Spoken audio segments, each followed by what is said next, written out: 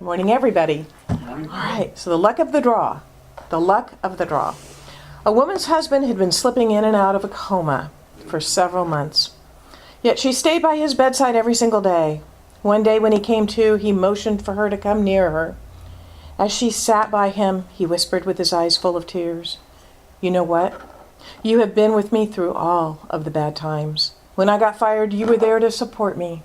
When my business failed, you were there. When I got shot, you were by my side.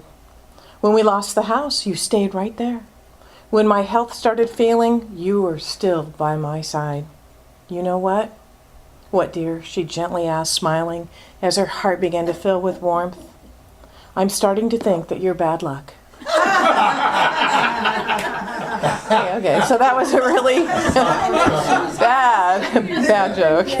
Ginger's heard that one before. But it sets the tone for today, which is a continuation of our exploration of the question of the month. And the question is, what's luck got to do with it? And we know that the answer to that question is pretty much nothing. Pretty much nothing. We say that we know, but do we really? Do we really?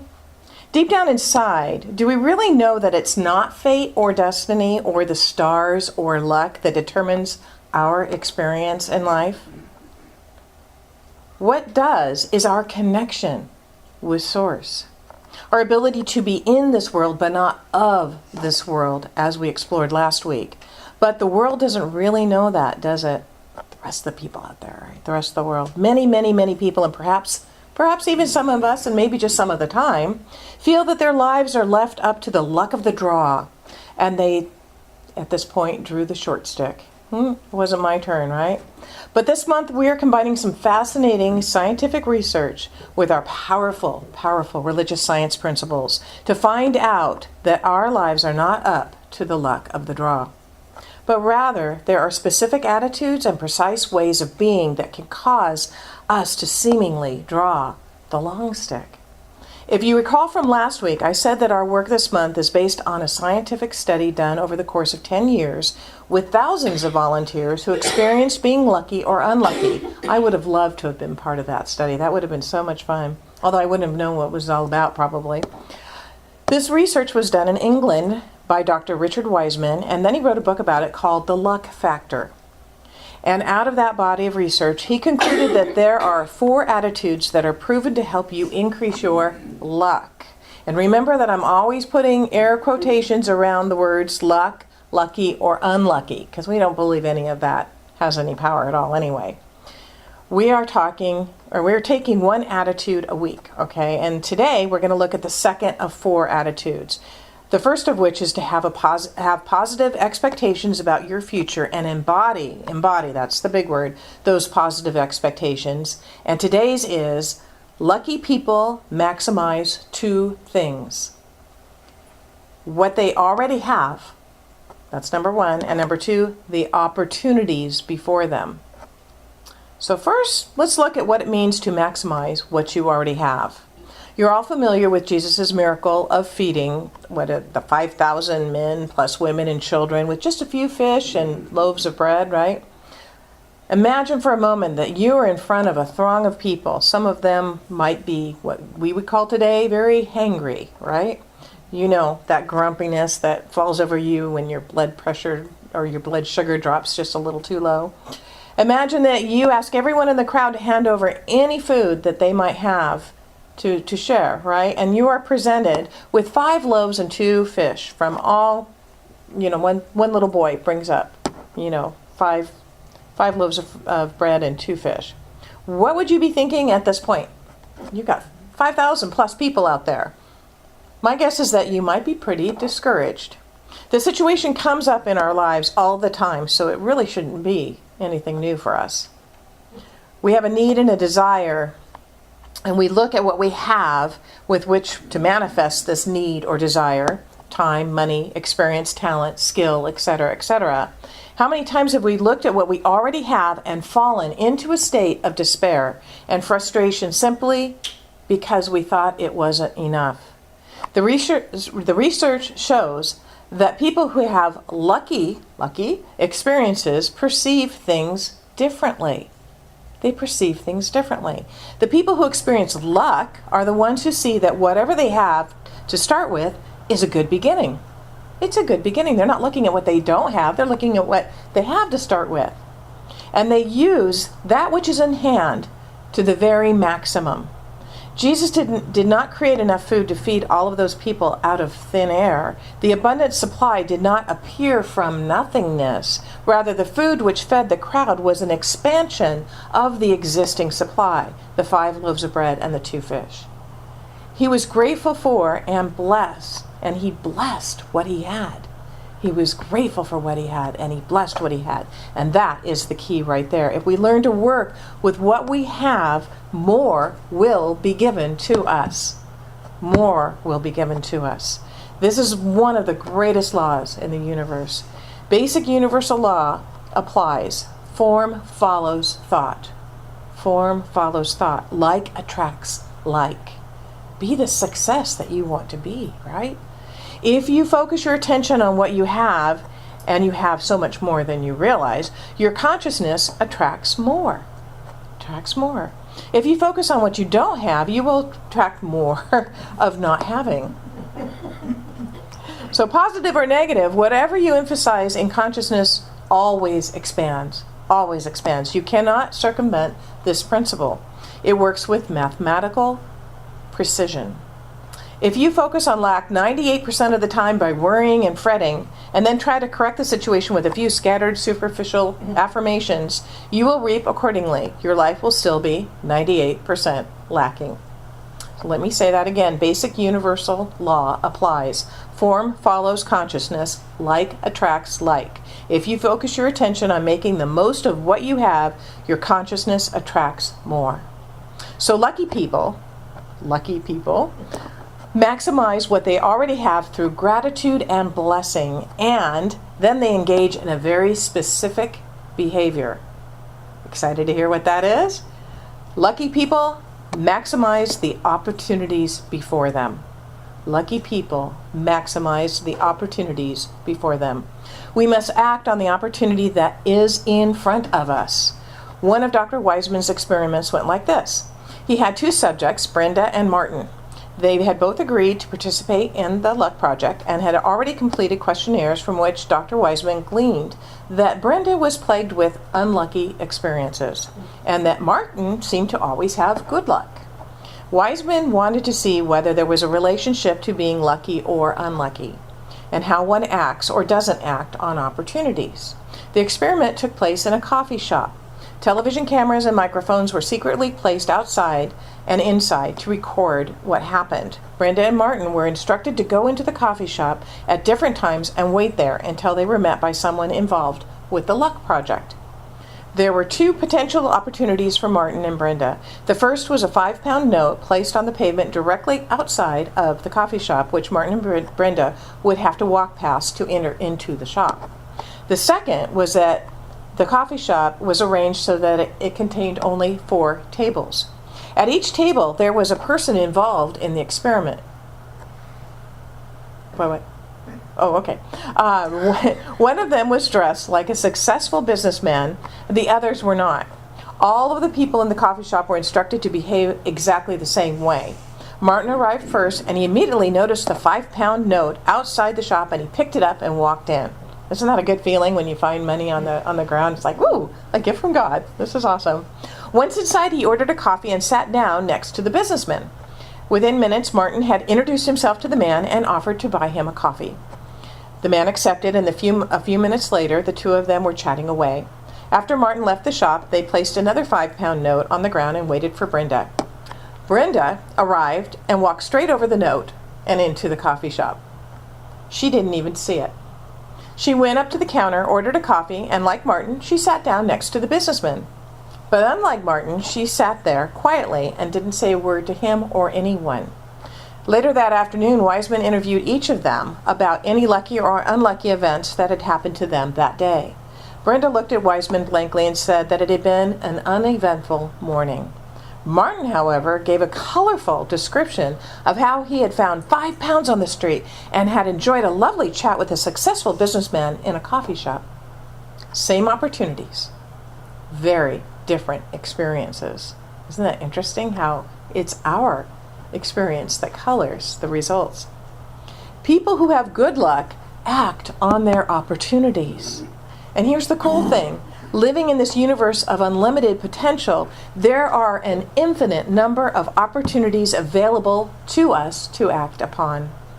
Holmes writes in The Science of Mind, if we have had and apparently lost many opportunities, we must be shown that we stand at the point of limitless opportunity.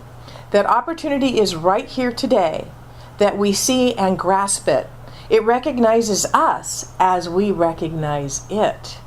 We exist in limitless opportunities, which are forever seeking expression through us. You've all heard where people say, if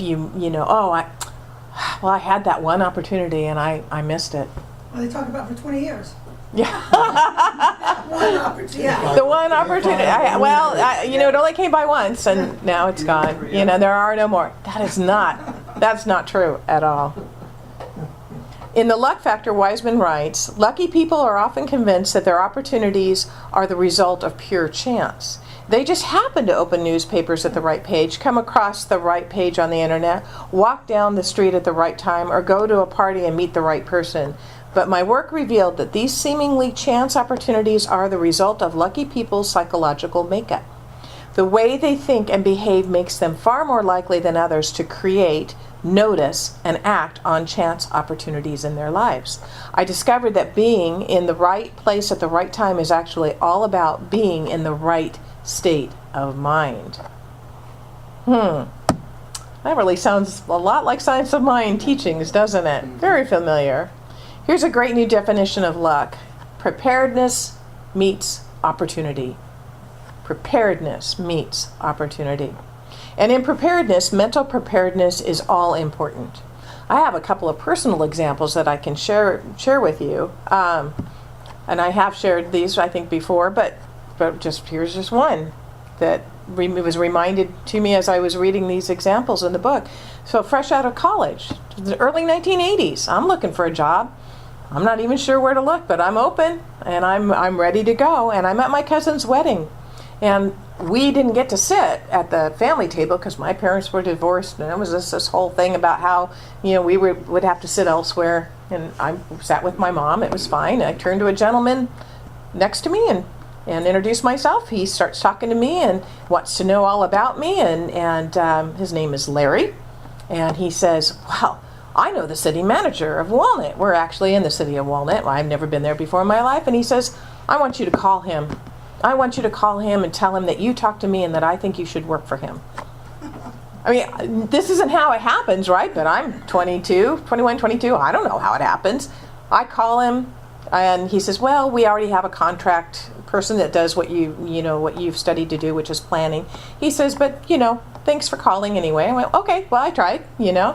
And then about 2 weeks later, I get a call from the same city manager saying, "We have a position that's opening up that I think you'd be perfect for. Would you come down and apply for it?" Out of the blue. Really? Was it luck? Or was it because I was open? I think that was, now that I look back on it, it's like being ready for that opportunity. So then, in 2001, I was ready to go back to work after my youngest daughter was back in school. And I thought, well, I had tried substitute teaching and it wasn't for me. And I thought, well, let's be open and see what's out there. Maybe I can find a way to get back into government or something part-time. And, you don't know about what is even available or possible. So I'm talking to one of my daughter's friends in school, and her friend's mother happens to work for the city of Modesto. She says, we often hire part-time help to come in. She says, "Why don't you come on down and fill out an application?" Well, that started me on my part-time career that I'm working in now, just by talking to somebody, just by being open and doing that. And then in 2005, one more thing that just popped in my mind this morning was I was just looking through the newspaper, and there was a little ad that said Congressman Radonovich, our old congressman here, was looking for a congressional page. And, applications were being accepted. I turned to my daughter, and the requirements were you had to be 16 at the time that you would be serving in a junior in high school fit her perfectly. I go, you want to apply for this? And she goes, yeah, sounds interesting. She got it. But if I hadn't been open to that, if I hadn't seen this as a great opportunity, and this set her on an amazing path of becoming a congressional page, going to school and getting a degree in political science and all of those things that have led her, now she's working for government. So it's just being open and not immediately dismissing. Because I'll tell you, I had a lot of parents who said, you're letting your daughter go clear across the country? So far away from you? And I thought, shoot, they have to walk through metal detectors to get into their dorm. She's safer there than she could possibly be. She's got rules she's got to follow there. It was an amazing experience, but it wouldn't have appeared to me if it wasn't something that would benefit and be good. I mean, it felt right too, so I had to go with all of that. So, if it is more financial resources that you desire, be grateful. Be grateful for what you have and bless and use wisely what you already have. And be open to the opportunities to create more. And the opportunities that present themselves to you. Be grateful and be open to them because they will appear. If it's greater physical health and vitality that you want, who doesn't want that? That sounds awesome. Acknowledge and nurture and be grateful for the health that you have right now. Don't focus on what you don't like and what's not working. Focus on what is working and how great you feel right now. And be open to those opportunities that present themselves to you. Like my wonderful neighbor who says, do you want to go work out with me? Do you want to go for a walk? But those are opportunities to embrace that and say, yes, I do. That sounds great. If it's a new home, love and bless and treat with TLC the home that you currently have. Even if it's your car or bedroom or a friend's apartment. And be open to the opportunities that present themselves to you. A different job? Be the very best that you can be at your current job, and what? Be open to opportunities that come your way that present themselves to you. A love relationship? Be kind, loving, considerate, compassionate to your current friends. And, well, you get the drift. You get the drift. You have an assignment this week. Yes, you all have an assignment this week. Be open to seeing opportunities in front of you and act on at least 2. And I want you to report back next week. I want to hear about the 2 opportunities that you decided to act upon this week. I want to close this morning with a meditation that's right out of the Science of Mind textbook. So if you'll join me, just take a deep breath and get comfortable.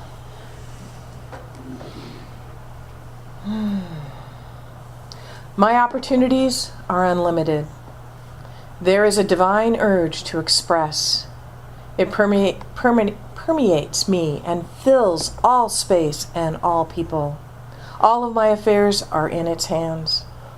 To it are clearly visible the best ways, methods, and means for my greater expression. I leave my affairs in the hands of this principle, and I cooperate with it. Today, the possibilities of my experience are unlimited. The Spirit flows through me, inspiring me and sustaining that inspiration. I have ability and talent, and I am busy using them. This talent is divinely sustained and marketed under a universal plan of right action. Life lies open to me, rich, full, and abundant. My thought, which is my key to life, opens all doors for me. I am one with infinity, divinity. I realize this unity. I proceed on my way, knowing that God goes with me into an eternal day of infinite opportunities. I have only to open the portals of my soul and accept that which is ready to express through me. Today I fling these portals wide. Today I am the instrument through which life flows. And so it is. To infinity and beyond. Yeah. To infinity and beyond.